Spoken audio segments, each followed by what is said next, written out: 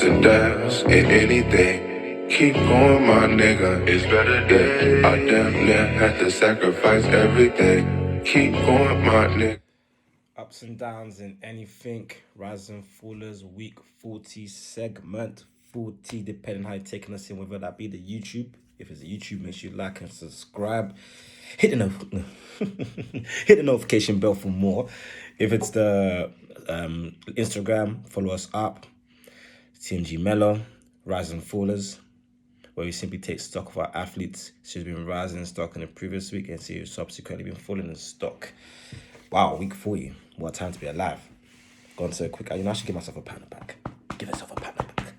That's damn 40 up, 40 down, approaching 50 very soon.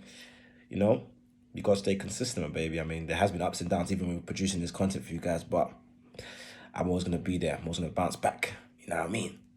I'm inevitable. But yeah, Rise and Fallers, let's go. TBC. What does that stand for? Not to be continued. That stands for Terence Bud Crawford. And still the WBO champion of the world. And still arguably the number one pound for pound boxer in the world. I mean, personally, he has more skills, overall skill set. His skill set is better than Canelo's. I mean, there's nothing really that Crawford doesn't do at a very, very, very good level. I mean, Canelo's footwork has improved a bit. Stamina issues in the past. I mean, Crawford, you find it very hard to see things he doesn't do well. I mean, yeah, he does get clipped every now and then, but who doesn't? But yeah, but still, overall, my pound for pound, just a disclaimer, my pound for pound fight is Canelo, and that's based off his resume, because his resume is far superior to Crawford's. But not to raid on Crawford's parade. The WBO champ of the welterweight division. Wow. Wow, that fight was amazing. It gave me everything I wanted to see. There was headbutts, there was accidental, mind you. There was elite boxing, there was elite footwork, there was elite fighting, there was grappling, there was grappling. Porter, him and Porter were boys. He didn't know they were boys in the fight. I mean, damn. But at the end of the day, you know, he took his time.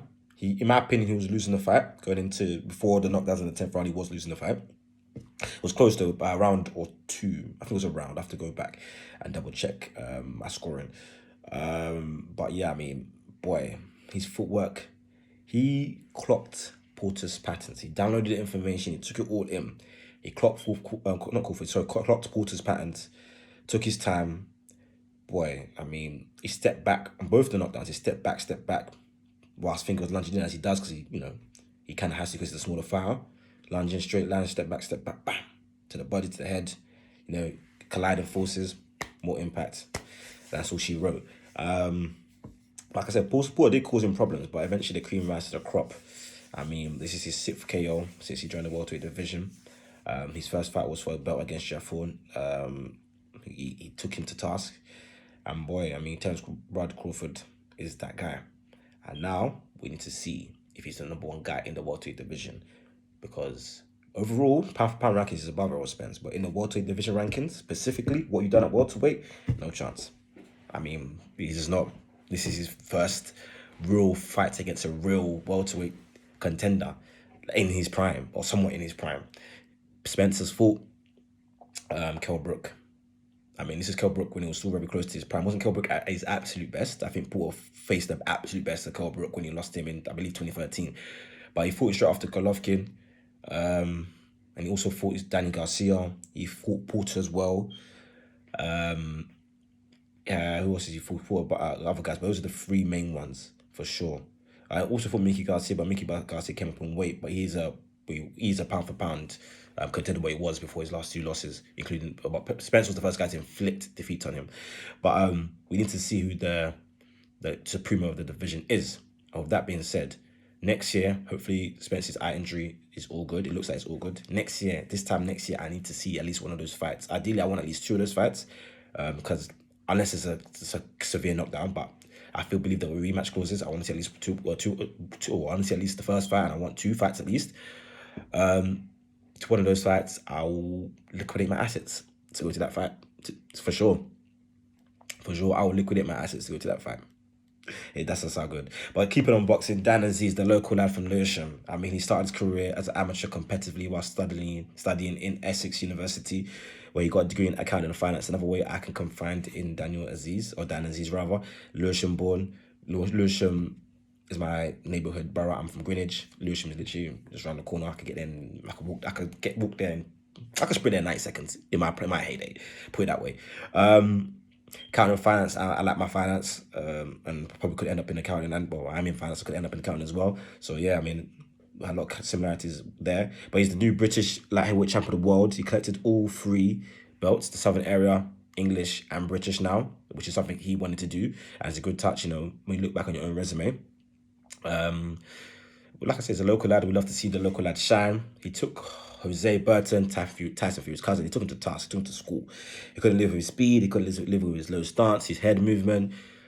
He couldn't live with his looping shots. I mean, he had a great game plan and he executed. He TKO'd him, I believe, in the 7th round.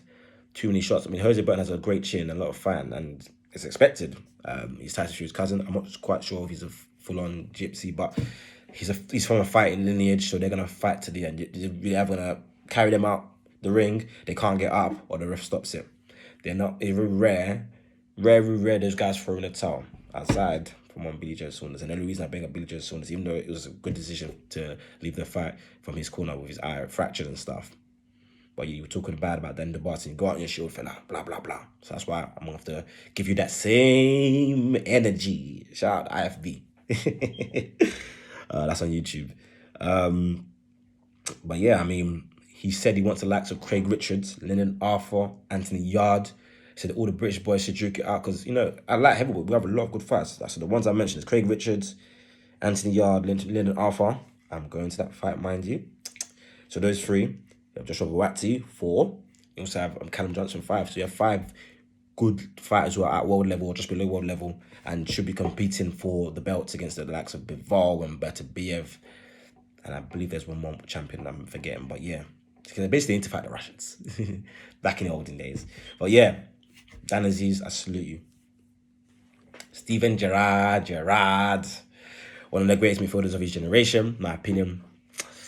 Like I will say, when it comes to Gerald Lampard and Scholes debate, he's number 1 for me. And in the managerial circuit, he's so far number 1. He's doing better than Lampard so far. But yeah, I mean, he started off his Aston Villa career with a bang. Obviously, he left Rangers where he won a title last season, 2020-21 season. He won a Scottish title, halting Celtic's dominance for at least 6, 7, 8 years, roughly. 2-0 home victory against Brighton. He's given Villa a lease of life. You see the energy in the training from the snippets I've watched. I look forward to his career as a manager. I mean, analysing, like I said, he's one of the players that I grew up watching. I mean, mid to late 2000s, he was one of the players I grew up watching. So I'm a late 90s baby. So, he's a great midfielder. And as I play midfield right now to try to replicate what he did on the pitch. I mean, yeah, Steven Gerrard is a great midfielder and a great player and he's looking to be a great manager. There's Xavi, obviously Pirlo tried, and hopefully he'll come back. There's Gattuso, there's Vieira, there's Lampard like I touched on. Zidane, his prime was a bit before my time, but I still know a lot about his career. So all those great midfielders, they're duking it out as managerial candidates. So let's see how they do.